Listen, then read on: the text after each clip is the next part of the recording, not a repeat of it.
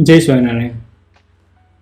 સત્સંગ શિક્ષણ પરીક્ષામાં ટૂંકનોંધ લખવી તે અઘરામાં અઘરા પ્રશ્નોમાંનો એક પ્રશ્ન છે. જો કે આ ટૂંકનોંધ વિવિધ રીતે પૂછાય છે. આજના વિડીયોમાં કેવી રીતે ટૂંકનોંધ લખી શકાય તે સમજીશું. તેમજ કઈ પરીક્ષામાં ટૂંકનોંધ શેમાંથી પૂછાય છે તે પણ જોઈશું. આ ટૂંકનોંધને સારામાં સારી રીતે કેવી રીતે યાદ રાખી શકાય તે પણ જોઈશું. આ માટે આ વિડીયોને અંત સુધી જરૂરથી જોશો.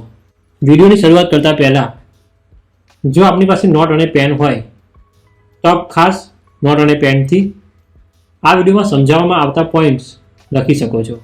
સૌથી પહેલાં વાત કરીએ કે કઈ પરીક્ષામાં કયા પુસ્તકમાંથી ટૂંકનોંધ અથવા તો ટૂંકનોંધને સિમિલર એવા પ્રશ્નો પૂછાતા હોય છે.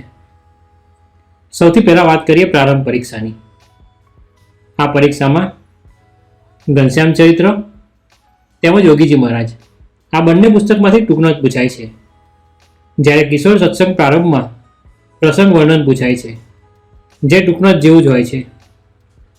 તેવી જ રીતે પ્રવેશ પરીક્ષામાં નીલકંઠ ચરિત્ર, સત્સંગ વાચન મારા ભાગ 1, કિશોર સત્સંગ પ્રવેશ તેમજ શાસ્ત્રીજી મહારાજમાંથી ટૂંકનોંધ પૂછાય છે.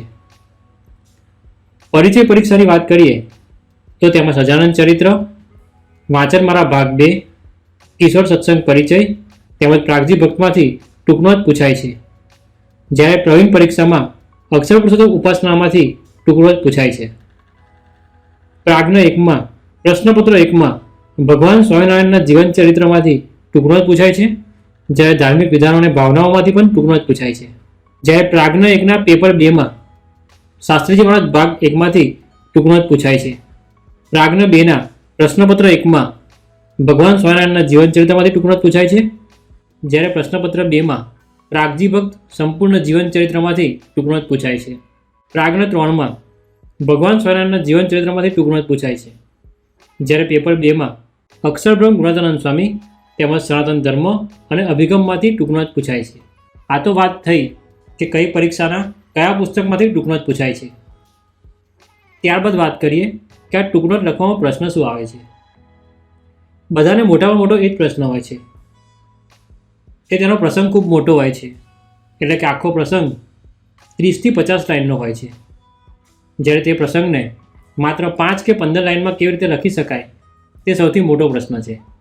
કારણ કે 5 થી 15 લાઇનમાં આખો જ પ્રસંગ વાંચનારને સમજાઈ જાય તે જરૂરી છે, અને આ જ બધાને અઘરું લાગે છે.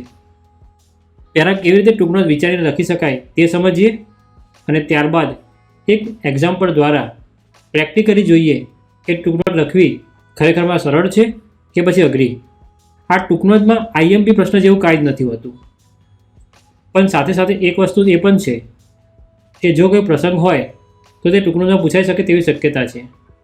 જેમ કે યોગીજી મહારાજ અને શાસ્ત્રીજી મહારાજના મિલનના પ્રસંગની ટૂંકનોંધ પૂછાઈ શકે છે, કારણ કે તેમાં 5 કે 15 વાક્ય સરળતાથી કોઈ પણ વ્યક્તિ લખી શકે છે. પણ જો તેમને તે પ્રસંગ યાદ હોય તો જ. જો ગોખીને ટૂંકનોંધ મોઢે કરવા જઈએ તો આખા પુસ્તકોને ગોખવા પડે, કારણ કે કઈ ટૂંકનોંધ ક્યાંથી પૂછાય તે નક્કી નથી હોતું. અને આ માટે જ્યારે વાંચન કરતા હોઈએ ત્યારે જે પ્રસંગ છે તેને સમજી જઈએ તો બીજો કોઈ પ્રશ્ન ન રહે. આ ઉપરાંત બીજું એક મહત્ત્વનું પાસું એ છે કે પુસ્તકમાં જે આપ્યું છે તે જ લખવું છે, એટલે કે વધારાનું પોતાના શબ્દોમાં લખી શકાય, પણ તે પુસ્તકની બહારના ન હોવા જોઈએ. અને આ માટે આખો પ્રસંગ 2, 4, 5 કે 10 વાર વાંચ્યો હોય કે સાંભળ્યો હોય તો તે પ્રસંગ લગભગ યાદ રહી જાય, અને પછી તેનો સાર લખવામાં કોઈ વાંધો ન આવે. કારણ કે ટૂંકનો શબ્દનો અર્થ જ એ છે ટૂંકી નોંધ, એટલે કે ટૂંકમાં આખી વાત સમજાઈ જવી જોઈએ. મોટે ભાગે આ ટૂંકનોંધ લખવા માટે જે પ્રસંગ હોય છે તેના વિશે અમુક પ્રશ્નો વિચારવા જરૂરી છે. જેમ કે વેન, તે પ્રસંગ ક્યારે બન્યો. વેર, તે પ્રસંગ ક્યાં બન્યો.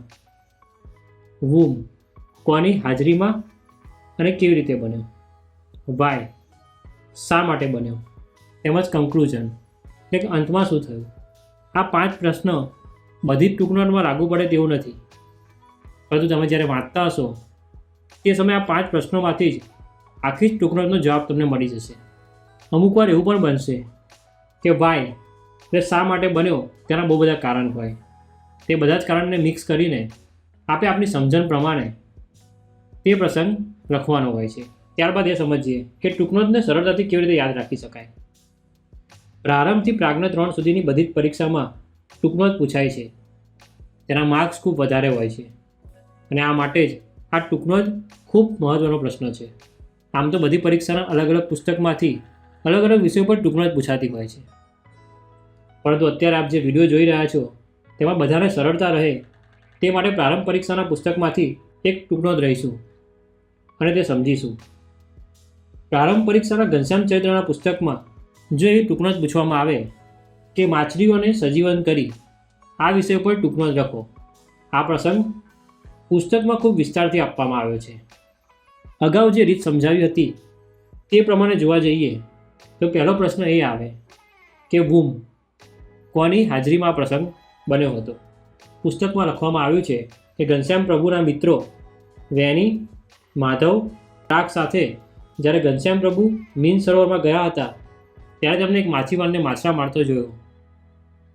આ પહેલી લાઈન થઈ, જેમાં વૂમ અને વેર એ બંનેનો સમાવેશ થઈ ગયો.